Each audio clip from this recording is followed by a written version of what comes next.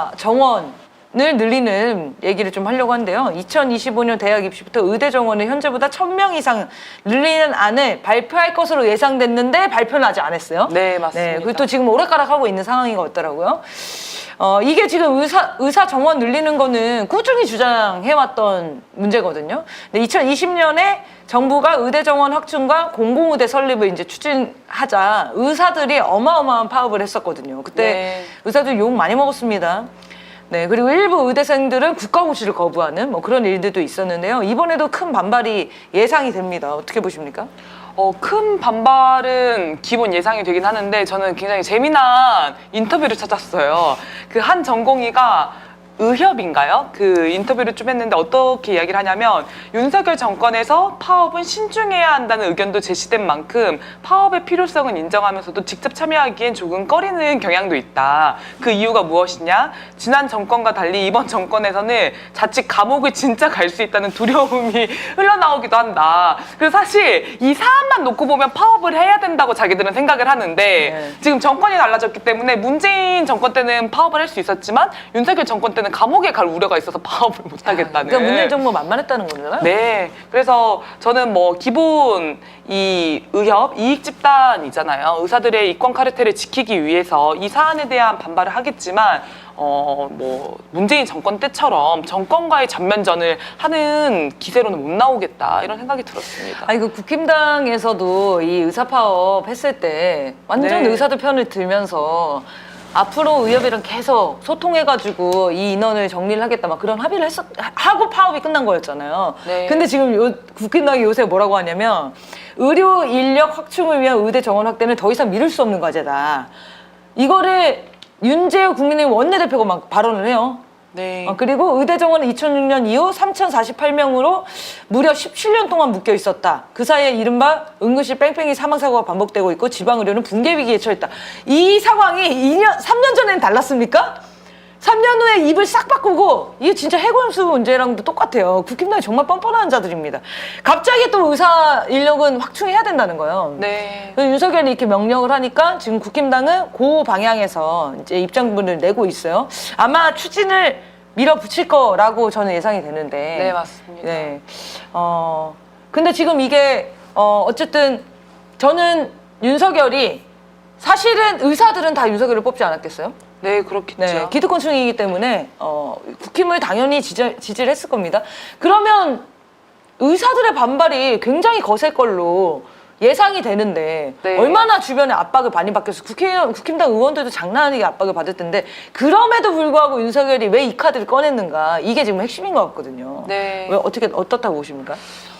저는 일단 생각하기로는 강서구청장 선거에서 패배한 것이 굉장히 정신적 충격이 컸던 것 같습니다. 그래서 민주당 후보가 국힘당 후보를 압도적으로 심판하는, 근데 이게 인물 대결이었다기보다는 윤석열 정권과 국힘당에 대한 심판으로 결국 귀결이 된 것 아니겠습니까? 그래서 이 국면이 결국은 윤석열 책임론, 윤석열 탄핵 국면으로 전환될 위기에 놓여 있다라는 강한 위기의식이 발동을 하는 것 같습니다. 그래서 탄핵 국면 으로 시선이 집중되는 것을 막기 위해서 의사 정원 확대라고 하는 굉장히 첨예하게 대립할 수밖에 없는 이슈를 들고 온 것이 아니냐. 그래서 시선을 분산시키고자 하는 좀 의도가 있는 것 같다라는 생각이 들고요. 실제 좀 윤석열 정권의 이런 위기의식이 몇몇 포인트에서 확인이 되는 것 같아요. 일단 국힘당 내분이 굉장히 가속화가 되고 있습니다. 그래서 강서구청장 이 선거 참패로 인해서 임명직 당직자들을 교체를 했었지만 사실상 김기현 체제를 그대로 유지를 하면서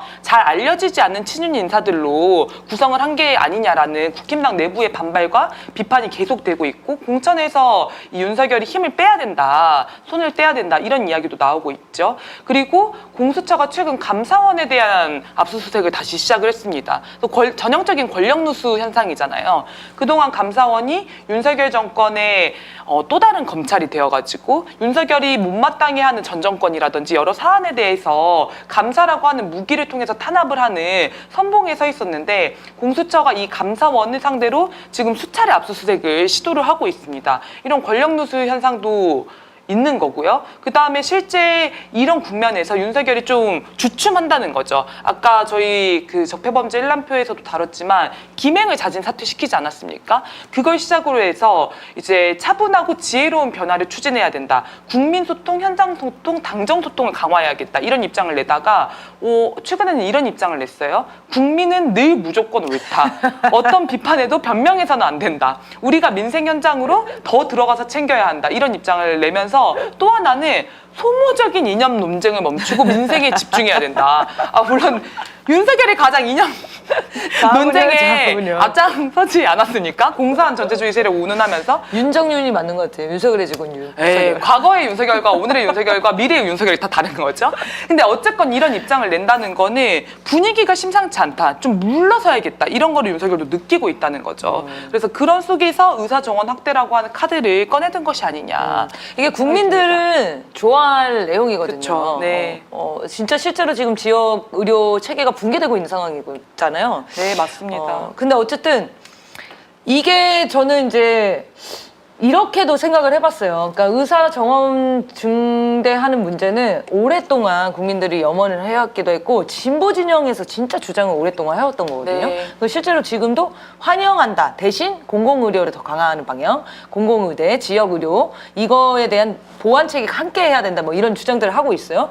근데 이렇게 되면은 전선이 흐려지거든요. 네. 그러니까 진보 정당이나 진보 진영 입장에서는 의사 정원 확대를 찬성할 수밖에 없어요. 그렇죠. 정책적으로 놓고 보면은 좋은 정책이라는 입장을 계속 발표하게 만드는 거예요. 그렇죠. 그리고 그러면 윤석열이랑 대화를 하거나 압박을 하거나 네. 협의를 하거나 이런 방식을 택할 수밖에 없죠. 그럼 윤석열 퇴진 운동에 나설 수가 없답니다. 네, 맞습니다. 네, 이게 그래서 진보 진영이 분열을 시키려고 하는 정책 아니냐 이런 생각이 좀 들더라고요. 네, 그리고 윤석열 어떻게 보면 영웅 만들기도 가능하다라는 생각이 들어요. 아까 말씀하셨던 것처럼 국민들은 계속 원했는데 민주당 정권이 집권해서 시도를 했단 말입니다. 문재인 정권 때 시도를 했는데 결국은 추진을 못 시켰어요. 물론 코로나19라는 상황과 그 속에서의 의사 파업이라고 하는 강한 반발도 있었지만 결국은 문재인 대통령이 결단해내지 못한 부분 아닙니까? 네. 의협을 뚫지 못한 거란 말이에요. 이 이권 카르텔을. 근데 윤석열이 이걸 해낸다? 그러면 윤석열의 강한 추진력, 뚝심, 이 사람은 한다고 하면 하는 사람이구나 이런 인상을 줄 수 있다는 거죠. 그렇기 때문에 윤석열 입장에서는 잃을 게 전혀 없다. 당장 실제 민주당 정성호 의원도 이런 입장을 밝혔어요. 진짜 실행해낸다면 역대 정권이 눈치나 보다가 겁먹고 손도 못 댔던 엄청난 일을 하는 것이다. 그래서 무능 무책임 무대책의 산무 정권이 드디어 좋은 일 하나하나 하려는가 보다. 그러니까 이런 현상들이 발생하는 겁니다. 민주당 내에서도 정신을 못 차리고 정책적으로 윤석열을 지지하는 입장을 내거나 윤석열 영웅만 만들기에 동참하게 돼버리는 이런 어처구니 없는 현상이 발생하는 거죠. 그래서 민생도 중요한데 민생만 주장하면은 전선이 흐려진다는 거예요. 네. 윤석열이 존재하는 한 민생은 없습니다. 하나하나 어떤 깨작깨작 어떤 것들을 해결해 나간다고 해서 지금 나라가 정상으로 돌아갈 판이 아니거든요. 이런 정책들 그러니까 뭐라고 하니까 이거 낚시용 정책들을 계속 던질 거예요. 사탕 발림용 등 정책들 총선 앞두고 아마 계속 나올 겁니다. 네, 맞습니다. 그러면 이 정책은 합의하고 이 정책은 반대하고 정책 싸움이 되는 것 같아 보이지만 본질적으로는 국민의 눈을 가리고 기만할 거라는 거죠. 만약에 의사 정원을 늘리는데 지역의사제나 공공의대 신설 이거를 뺀다고 생각해 보세요. 네. 그러면 다시 더 혼란이 오는 거거든요. 근데 총선 전까지 의사 정원 늘린대 이것만 여론몰이를 하게 되면은 국민들을 또 속이게 되는 겁니다.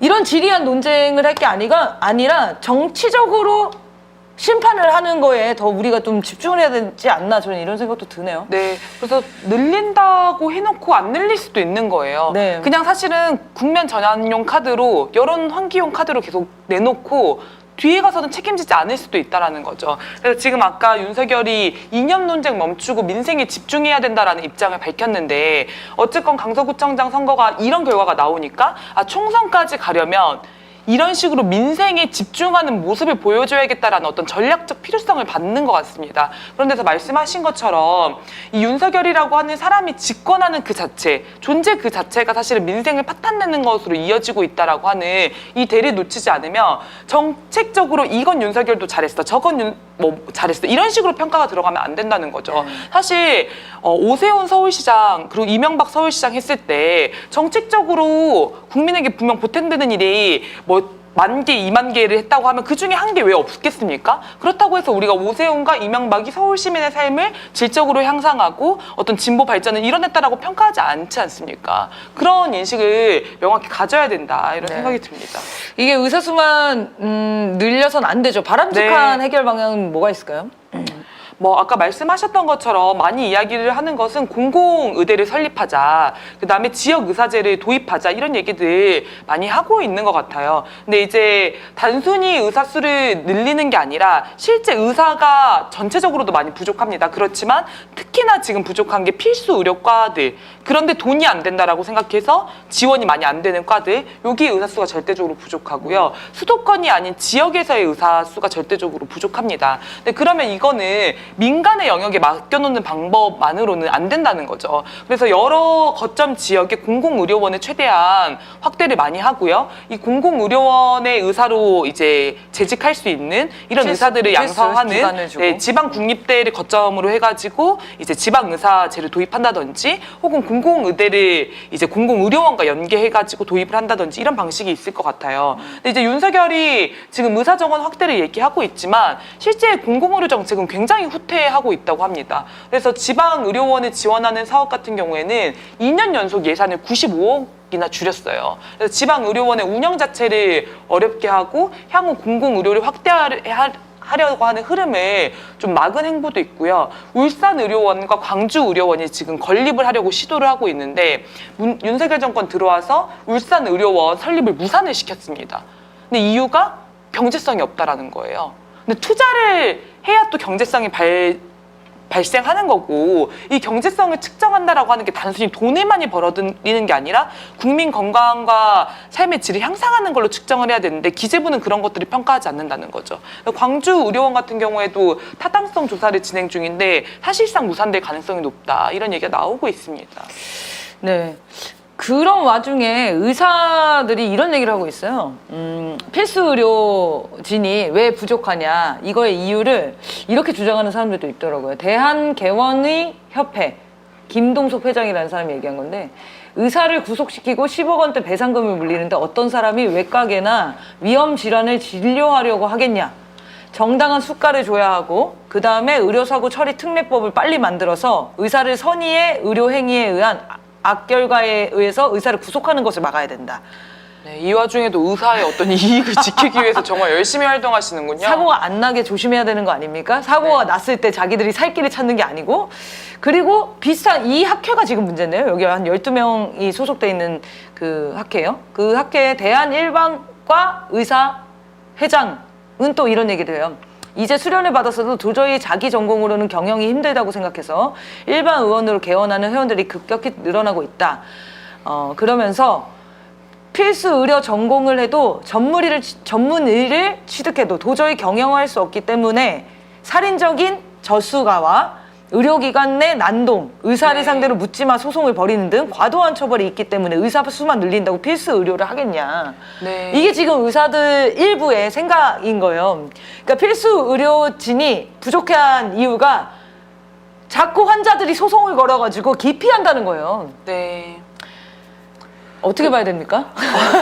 근데 지금 그 의사 정원 말이 안 나오네요. 네. 의대 정원 확대에 반대하는 이 의사들 같은 경우에도 의사 수가 부족하다는 데 공감을 하고 있습니다. 네. 필수 의료과 지방의 의사 수가 절대적으로 부족하다. 근데 그 원인을 어디에서 찾는가? 말씀하신 것처럼 수가를 많이 안 쳐주기 때문이다.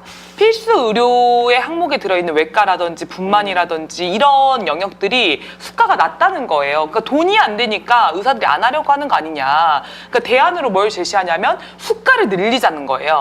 그 진료 과목에. 근데 실제 윤석열 정권에서 수가를 증액하는 움직임이 좀 보였습니다. 근데 이게 어떤 현상으로 나냐면 결국은 민간병원, 그것도 대도시에 있는 민간병원의 에만 돈벌이가 되는 거예요. 결국 지방 의료의 필수 의료가 확충이 되는 형태는 아니라는 거죠. 그래서 이거는 단순히 그 과목의 진료비를 올린다고 해가지고 문제가 해결이 되는 것이 아니라 아까 말했던 것처럼 공공성을 확보할 수 있는 그런 공공기구들이 많아지는 게 굉장히 중요한 것 같습니다. 그 의사들이 어떤 그런 가치관을 가지고 의사가 돼야 되는 거잖아요. 그렇죠. 그러니까 사람의 지역사회- 생명을 그렇죠. 네. 지역사회에 도움이 되고 사람의 생명을 지키고 이런 거에 사명감을 갖고 사명감을 가진 의사가 많아져야 되는 건데 현재는 그런 구조 조건이 아니지 않습니까? 네. 사실은 본질적으로 그걸 개선을 해야 되는 거죠. 왜 의사가 되려고 하는가. 이거에 그렇죠. 대한 교육이 제대로 이루어져야 되는 거고 이 사회에서도 의사가 돈벌이 수단이 아니라 정말 어떤 인간의 생명을 지키고 공동체를 위해서 일을 해서 보람이 있는 그런 조건과 환경이 된다면은 저는 의대 지원율이 적어질 거라고 생각합니다. 그럼 정말로 하고 싶은 사람이 하는 거예요. 네. 그리고 사실 그렇지 않습니까? 우리가 이제 국가를 꾸리고 정부를 꾸려서 계속 우리 국민들의 삶의 질을 높이는 방향으로 시대가 흘러가면 흘러갈수록 그렇게 하지 않습니까?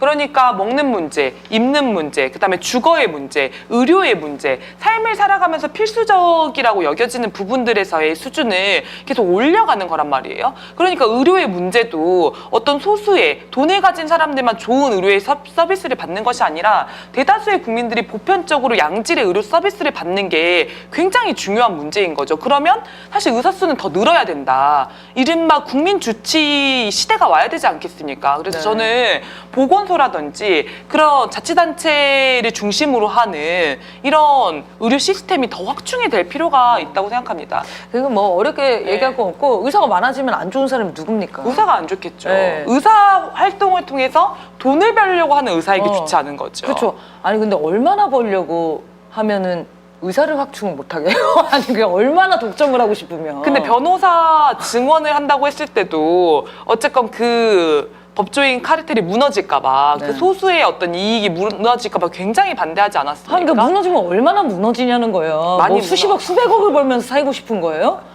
아 정말 이런 의사들은 사실 의사의 자격이 없죠. 그 파업의 명분도 없습니다. 네, 맞습니다. 국민들이 지지할 수가 없고요. 네, 어쨌든 윤석열한테는 구속될까봐 무서워서 파업은 못 일으킨다고 하니까 한번 지켜보시죠. 국민들한테 뭐 좋은 정책인데 아까 초반에도 얘기했지만 핵심은 윤석열이 국민을 눈속이는 이런 정책들에 대해서 하나하나 평가하는 게 아니라 윤석열이라는 존재가 있는 한 어차피 이건 다 기만이다. 이 진척이 될 리도 없고 그걸 속지 마셔야 된다. 네. 이게 중요한 것 같습니다. 그리고 이 카드를 꺼낸 것 자체가 윤석열 정권이 그만큼 위기에 몰려있다라는 반증이다. 어쨌건 자기를 지지하는 이익 집단의 어떤 이익을 허물어야 할 정도의 위기에 와 있다는 거죠. 네. 네.